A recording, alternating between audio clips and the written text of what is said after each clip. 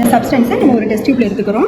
எடுத்துட்டு ஸோ இதை வாட்டர் கொஞ்சம் 1 ml வாட்டர் ஆட் பண்ணி நல்லா டிசால்வ் பண்ணிக்கிறோம். ஸோ டிசால்வ் பண்ணிவிட்டு ஸோ இது கூட ஆல்ஃபா நாப்தால் ஆட் பண்ணுறோம்.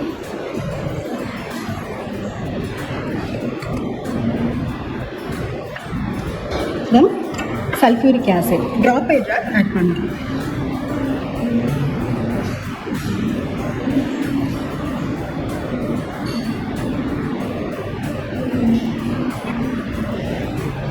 எஸ், இந்த மாதிரி ஆட் பண்ணும்போது ஒரு பர்பிள் ஆர் வயலட் ரிங் வந்து உங்களுக்கு இன் பிட்வீன் திஸ் 2 லேயர்ஸ் இடையில ஃபார்ம் ஆகும்.